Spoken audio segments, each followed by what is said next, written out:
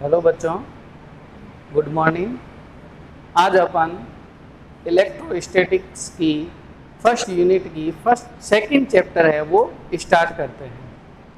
First chapter में अपन आवेश के बारे में पढ़ा था, विद्युत क्षेत्र, और उसके बाद में कूलॉम नियम वगैरह पढ़े थे। ठीक है, अब अपन बात करते हैं सेकंड चैप्टर की। तो सेकंड चैप्टर में बात करते हैं गाउस का नियम और उनके अनुप्रयोग।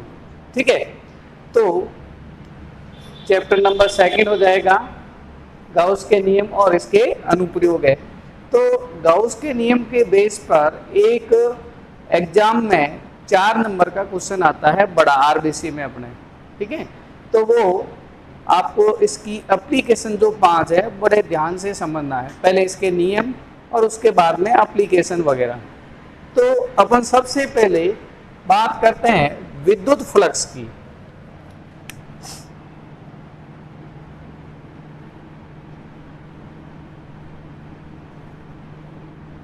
विद्युत फ्लक्स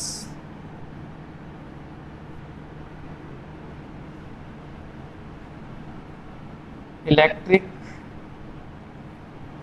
फ्लक्स, इसको फाई ई से प्रेजेंट करते हैं। ई का मतलब इलेक्ट्रिक फ्लक्स। ठीक है, अब विद्युत फ्लक्स क्या होता है उसके बाद में अपन पढ़ेंगे गाउस के नियम की। तो इससे भी पहले अपन बात करते हैं एरिया वेक्टर कि एरिया वेक्टर क्या होता है, उसके बारे में अपन बात करते हैं। एरिया अपन जानते हैं कि अदिश ऐसी होती है, लेकिन यहाँ पे अपन जब भी बात करेंगे तो एरिया वेक्टर एक सदिश क्वांटिटी होती है, एक वेक्टर क्वांटिटी होती है। तो देखिए कैसे कि कोई भी जो पृष्ठ होगा उस पृष्ठ का जो क्षेत्रफल होगा, जैसे मान लीजिए ये एक पृष्ठ है ये वाला, तो इस पृष्ठ का एरिया वेक्टर जो होगा वो हमेशा इस पृष्ठ के अभिलंबवत ऐसे ऊपर बाहर की ओर होता है, हमेशा ऐसे। अगर इस पृष्ठ की बात करता हूं तो यहां से एरिया वेक्टर इस टाइप से बाहर होगा। यहां पे बात करें तो ऐसे नीचे की ओर, यहां से बात करें तो इस तरफ बाहर की ओर, यहां से पीछे की ओर, इधर इधर। ठीक है, तो एरिया वेक्टर जो होता है वो हमेशा कोई भी पृष्ठ हो, एक छोटे से छोटा, उसके पृष्ठ की क्या होता है, अभिलंबवत होता है। जैसे देखिए ये मान लीजिए एक पृष्ठ है, ठीक है, और इस टोटल ये ऐसे रखा हुआ एकदम ऐसे क्षैतिज में, तो इसका एरिया वेक्टर होगा वो यहां से ऊपर की ओर ऐसे, यानी कि ऐसे। उसको अपन लिख देंगे ए के ऊपर वेक्टर, या फिर ए और एन कैप लगाते हैं। अगर यहां पे अपन एक छोटा सा भाग लें तो इसका भाग का जो एरिया वेक्टर होगा वो अपन लिखेंगे, इस छोटे से भाग का वो लिखेंगे डी ए वेक्टर, यानी कि छोटा सा भाग है, इसके लिए अपन क्या लिखेंगे, डी ए लिखेंगे, या फिर अपन लिख सकते हैं डी ए एन के। ये इस टाइप। अगर कोई पृष्ठ है वो इस टाइप से अलग अलग आकृति का है तो यहाँ पे एरिया वेक्टर कैसे होगा, तो यहाँ पे जो ये एक छोटा भाग लिया उससे भी क्या होगा, एकदम परपेंडिकुलर होगा डी ए या फिर डी ए एन कैप। इस टाइप से अपन क्या बात करते हैं, एरिया वेक्टर की बात करते हैं। यानी कि एरिया जो वेक्टर होता है वो हमेशा किसी भी पृष्ठ के अभिलंबवत होता है, चाहे वो छोटा एरिया क्यों ना हो। अब अपन उसके बाद में बात करते हैं विद्युत फ्लक्स कि विद्युत फ्लक्स क्या होता है उसके बारे में बात करते हैं। विद्युत फ्लक्स का मतलब कि देखो कि ये मान लीजिए ये विद्युत क्षेत्र है, एक समरूप विद्युत क्षेत्र है, ये एक समरूप विद्युत क्षेत्र है जो वेक्टर होता है और इसकी डायरेक्शन इधर है, यानी कि यहाँ पे पॉजिटिव है और यहाँ पे नेगेटिव है, तभी विद्युत बल देखा है वो धनावेश से ऋणावेश की ओर जाती है। अब अपन उसके बाद में इसके अंदर कोई एक पृष्ठ रख दें, जैसे ये एक बेलनाकार पृष्ठ रख दिया।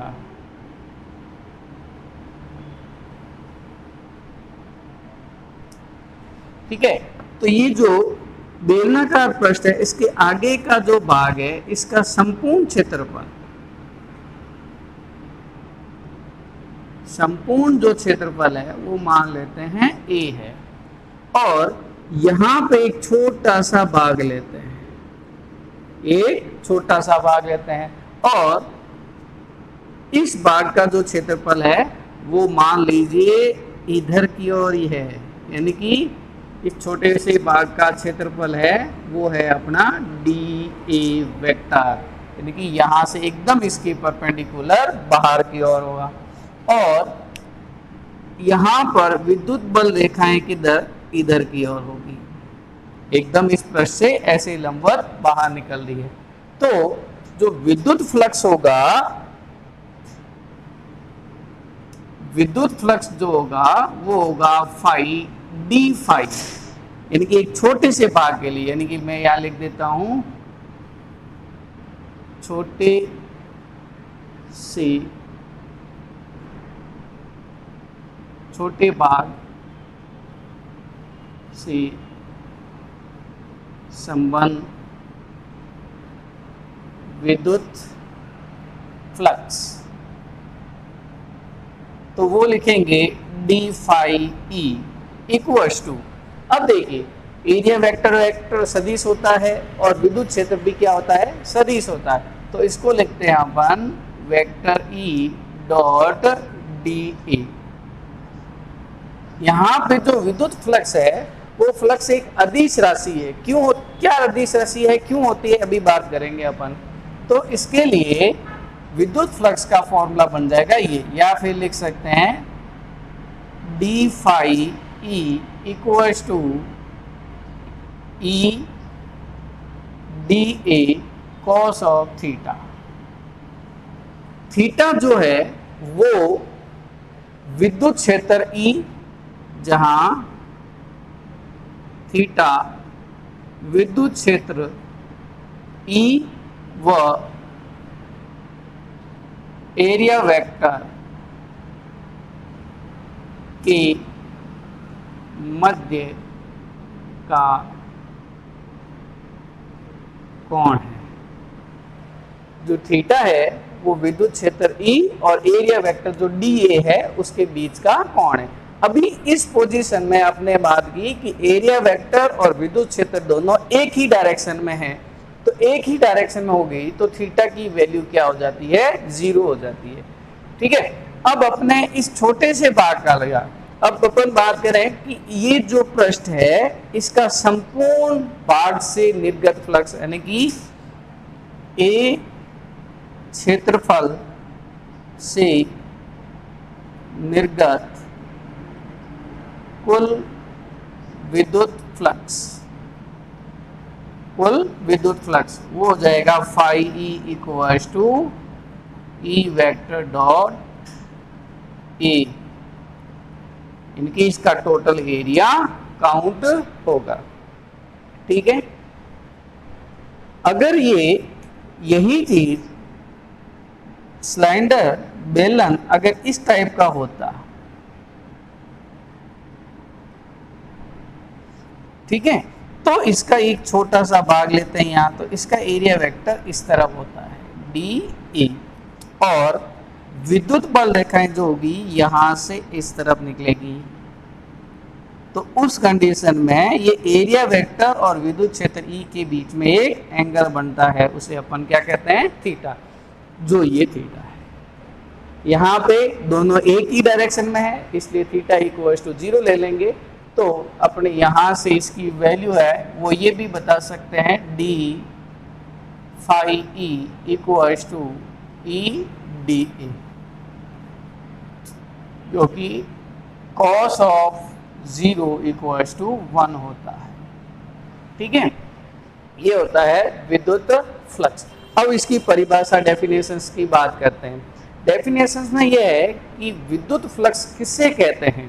ठीक है, तो विद्युत फ्लक्स है जो किसी विद्युत क्षेत्र में, ये जैसे क्या है विद्युत क्षेत्र है, इस विद्युत क्षेत्र के अंदर रखे किसी पृष्ठ, ये क्या है एक पृष्ठ है, भाग है, उससे निर्गत उस तल के अभिलंबित जो निकलने वाली विद्युत बल रेखाओं की कुल जो संख्या होती है उसे अपन क्या कहते हैं, विद्युत फ्लक्स। यानी कि विद्युत क्षेत्र में स्थित किसी पृष्ठ की अभिलंबित निकलने वाली विद्युत बल रेखाओं की कुल संख्या को विद्युत फ्लक्स कहते हैं।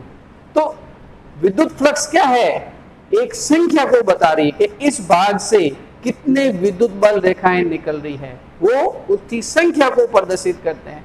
इसलिए विद्युत फ्लक्स जो होता है वो अदिश राशि होती है। देखिए ई वेक्टर होता है और डी एरिया वेक्टर होता है। जो विद्युत फ्लक्स होता है वो अदिश राशि होती है। क्यों होती है, क्योंकि विद्युत फ्लक्स जो है वो किसी पृष्ठ से निकलने वाली विद्युत बल रेखाओं की संख्या को प्रदर्शित करती है, और जो संख्या होती है वो क्या होती है, अदिश राशि होती है। तो अपन इसके कुछ पॉइंट लिख देते हैं। विद्युत फ्लक्स अदिश राशि होती है। क्यों होती है, क्योंकि ये क्या करती है, किसी पृष्ठ से निर्गत विद्युत बल रेखाओं की संख्या को प्रदर्शित करती है। तो संख्या है वो अदिश राशि होती है। दूसरा पॉइंट,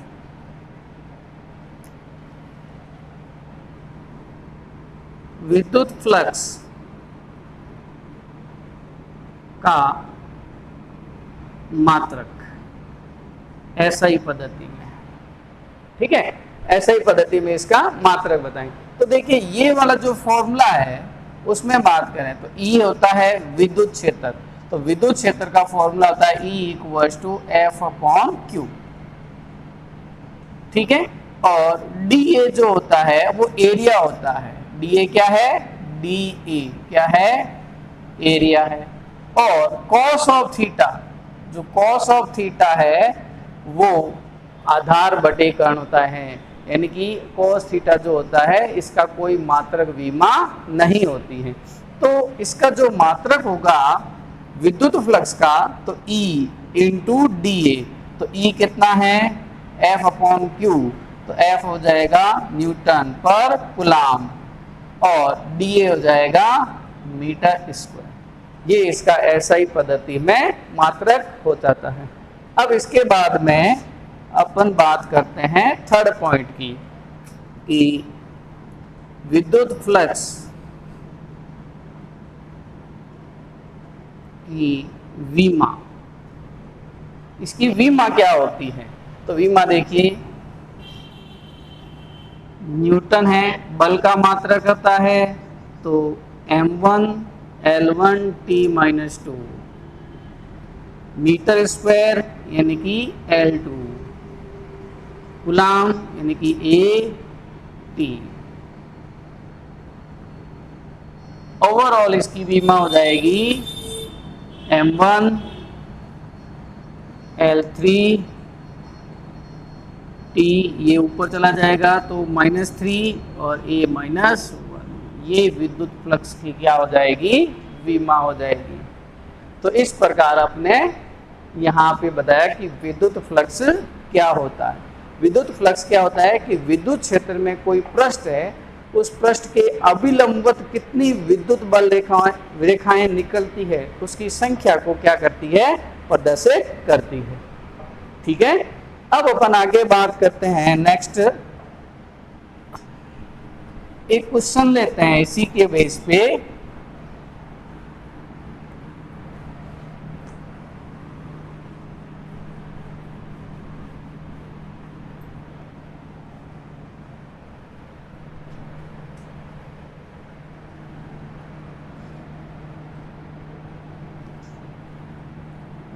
कि सिद्ध कीजिए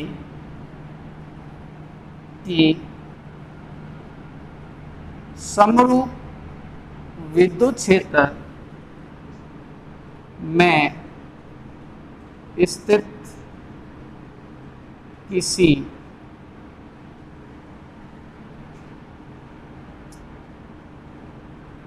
पृष्ठ से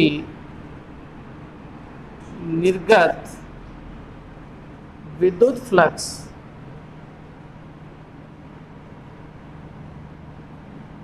शून्य होता है। विद्युत फ्लक्स क्या होता है? शून्य होता है। तो देखिए अपन बात करें यहाँ पर, ये एक समरूप विद्युत क्षेत्र बनाते हैं।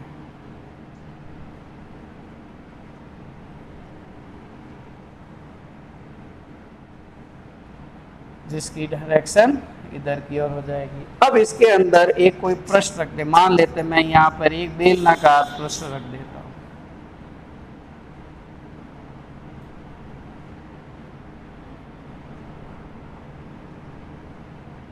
ये एक बेलनाकार पृष्ठ रख दिया, जैसे ये बेलनाकार है। एक ये क्षेत्रफल हो गया इसका, एक ये क्षेत्रफल हो गया, और तीसरा ये हो गया पृष्ठीय क्षेत्रफल। तो इसके तीन अलग अलग क्षेत्रफल हो जाएंगे। तो ये मैं मान लेता हूँ इस संपूर्ण का क्षेत्रफल S1, इसका मान लेता हूँ S2, और ये जो बेलनाकार है इसका ये हो गया S3। ये तीन इसके क्या है? पृष्ठ। ठीक है भाई। अब अपन बात करते हैं कि इन तीनों पृष्ठ से नेट फ्लक्स कितना होगा? कितना होगा? 0। इसको अपन को क्या करना है? सिद्ध करना है। तो अपन लिखते हैं कि बेलनाकार पृष्ठ से निर्गत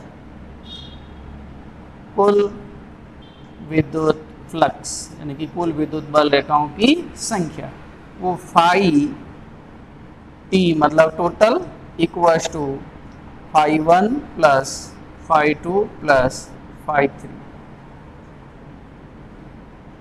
यानी कि इससे φ1 हो जाएगा, इससे φ2 हो जाएगा, और इससे φ3 हो जाएगा। तो यहाँ पे अपन सबसे पहले अभी अपने वी नो दैट फ्लक्स निकाला था, phi E equals to E A cos of theta. तो देखिए इसका संपूर्ण क्षेत्रफल, ये जो पृष्ठ है इसका संपूर्ण क्षेत्रफल कितना है? S1 है। अब यहाँ पे विद्युत क्षेत्र तो कितना है? E है, और क्षेत्र कितना है? S1। उसके बाद कॉस ऑफ थीटा, थीटा की वैल्यू, तो देखिए विद्युत क्षेत्र है वो उसकी डायरेक्शन इस तरफ है, और ये सिलेंडर ऐसे रखा हुआ है। तो ये जो इसका एरिया वेक्टर होगा वो एकदम ऐसे होगा यहाँ से बाहर, यानी कि विद्युत क्षेत्र की डायरेक्शन में ही इसका एक छोटा सा भाग लें तो वो हो जाएगा कितना? ds, वो भी इधर की ओर ही होगा। तो थीटा की वैल्यू कितनी हो जाएगी? थीटा इक्वल्स टू 0, तो cos 0 इक्वल्स टू 1, तो ये वैल्यू आ जाएगी फाई ई की, यानी कि φ1 ले लेते हैं अपन यहाँ पे 1E1, यानी कि फ्लक्स हो जाएगा विद्युत फ्लक्स ES1। उस टाइप से अपन बात करते हैं सेकंड के लिए, तो वो मान लेते हैं φ2 है। तो φ2 की वैल्यू के लिए अपन लिखेंगे ES2 cos ऑफ थीटा, ये वाला। तो देखिए इसमें विद्युत बल देखा है वो ऐसे निकल रही है E, लेकिन इसका जो एरिया वेक्टर होगा वो इस पृष्ठ के अभिलंबवत बाहर की ओर, यानी कि एरिया वेक्टर इधर की ओर होगा। n कैप लिख सकते हैं अपन, ds n कैप, यहाँ एक छोटा बात। तो संपूर्ण जो पृष्ठ है उसका क्षेत्रफल, एरिया वेक्टर जो होगा वो इस इधर की ओर, लेफ्ट साइड की ओर होता है। तो यहाँ पे विद्युत क्षेत्र इस डायरेक्शन में, राइट साइड में, और एरिया वेक्टर किस तरफ? लेफ्ट साइड में।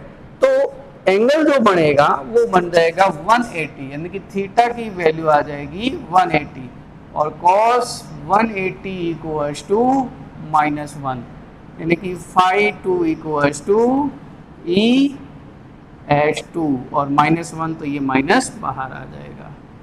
ये इक्वेशन नंबर 3 दे देता हूं, इसको दे देते हैं फर्स्ट और इसको सेकंड। अब अपन बात करते हैं इस तीसरे प्रश्न की। तो इसके लिए phi 3 equals to ES3 cos of theta. अब देखिए इसमें क्या होता है कि ये जो सिलेंडर है, ठीक है, ये जो पृष्ठ है इसका, तो और विद्युत बल रेखा इस तरफ निकल रही, तो यहाँ पे अपन एक छोटा सा भाग लें, छोटे से छोटा, एकदम स्क्वायर टाइप का, तो उससे जो उसका एरिया वेक्टर होगा वो एकदम ऐसे होगा, चाहे यहां से लेंगे तो इधर, नीचे लेंगे तो इधर, किधर भी लें, तो इस गोलीय पृष्ठ का जो क्षेत्रफल है, एरिया वेक्टर है, वो हमेशा इसके पृष्ठ के अभिलंबित हो गए। इसके छोटे छोटे बहुत सारे भाग अपन कर सकते हैं। तो यहाँ पे ये जो भाग है इसका एरिया वेक्टर इस तरफ होगा DS3 इस टाइप से। तो यहां से एंगल कितना बना, थीटा इक्वल्स टू 90, यहाँ पे थीटा इक्वल्स टू 0, यहाँ पे थीटा इक्वल्स टू 180। तो यहाँ पे थीटा इक्वल्स टू 90 बना, चाहे अपन कहीं, जरूरी नहीं कि यहाँ लें, कहीं और जगह भी ले सकते हैं, यहाँ कहीं पे भी इसके चारों तरफ, तो थीटा की वैल्यू हमेशा क्या रहेगी, 90 रहेगी। तो थीटा इक्वल्स टू 90 यानी कि cos 90 की वैल्यू हो जाएगी आपके 0। तो फ्लक्स हो जाएगा phi 3 equals to ES3 into 0 यानी कि phi 3 equals to 0। Equation number 4 दे दे। अब देखिए ये जो सिलेंडर है उसका ये भाग और ये भाग दोनों बराबर है, समान है, नहीं कि जितना भाग ये है उतना ही ये भाग है।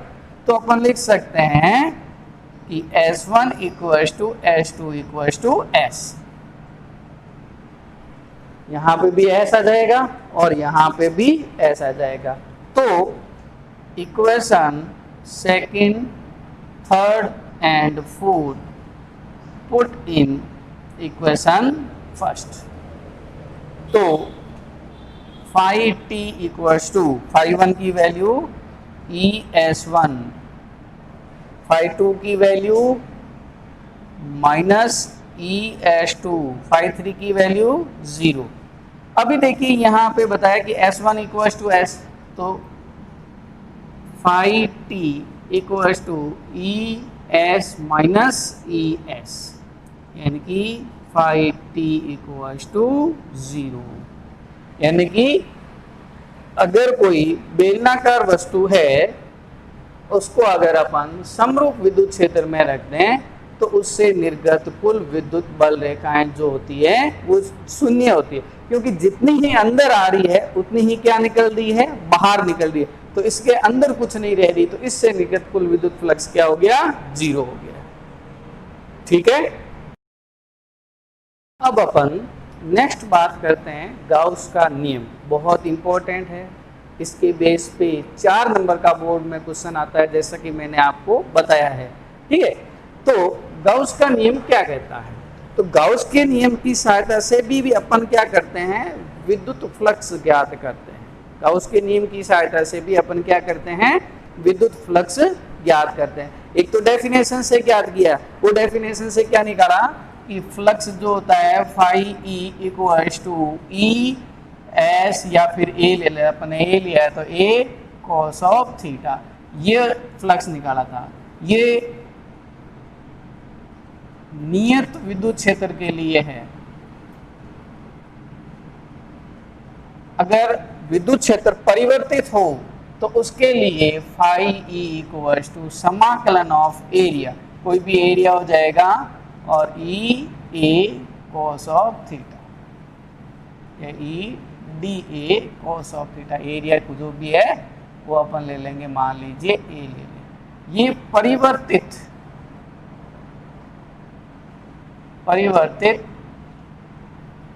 विद्युत क्षेत्र के लिए।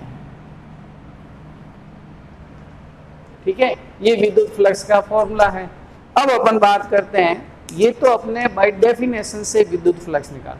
अब जो गाउस के नियम के अनुसार करेंगे तो जो गाउस कहता है, नियम दिया है, इसका मतलब जो इसने कहा है वो एकदम 100% सही है। इनकी गाउस कहता है कि आपको फ्लक्स निकालना है, तो फ्लक्स निकालने के लिए पहले आपको एक काल्पनिक बंद पृष्ठ क्लोज लूप मानना पड़ेगा। कैसे? ये इस टाइप का।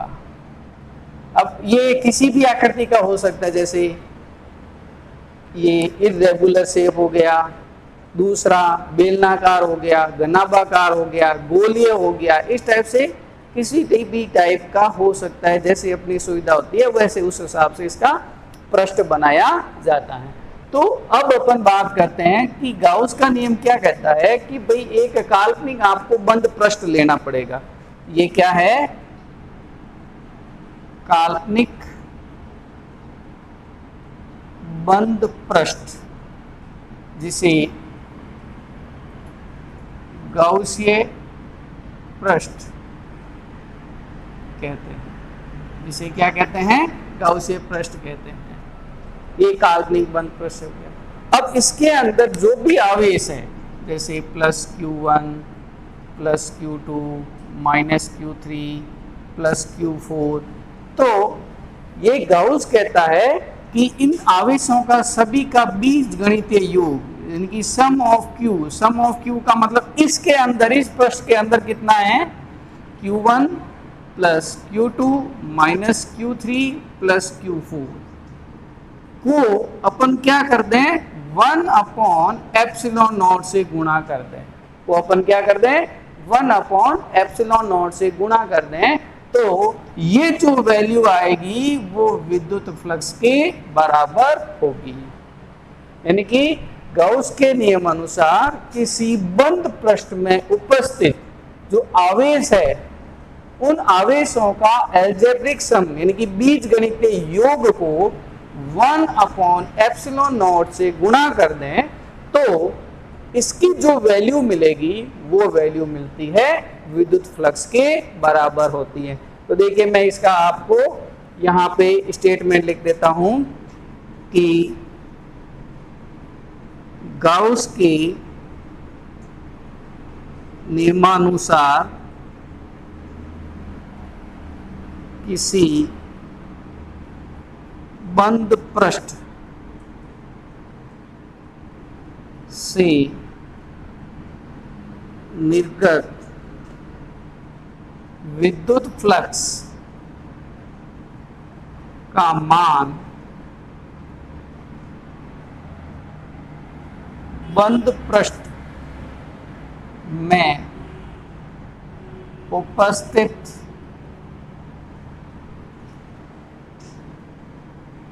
आवेशों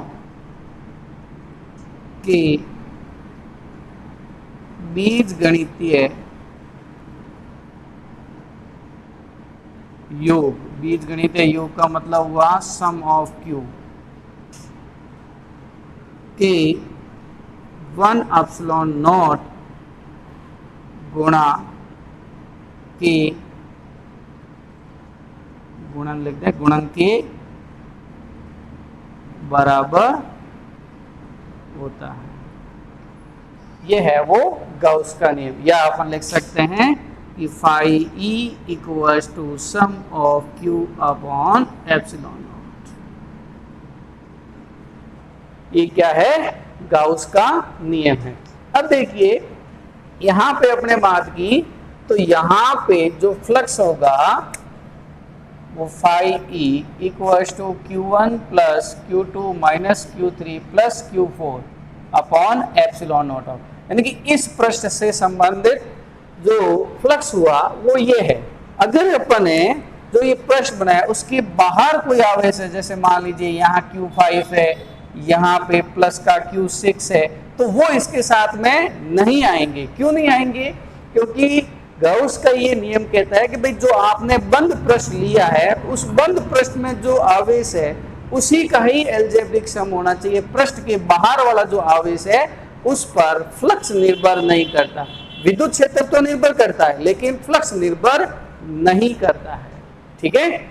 अब अपन इसके बाद में एक क्वेश्चन करते हैं छोटा, जो बोर्ड में भी आया हुआ है कि एक विद्युत द्विध्रुव है, अगुण है, एक विद्युत द्विध्रुव, चलो मैं बोर्ड पे लिख देता हूं।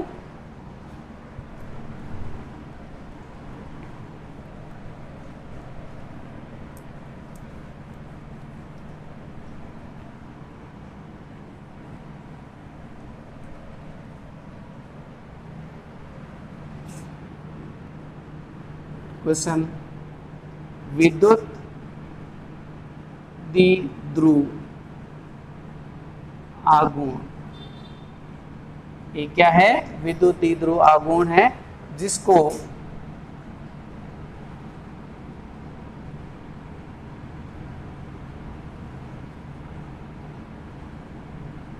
पृष्ठ में रखा गया है से निर्गत विद्युत फ्लक्स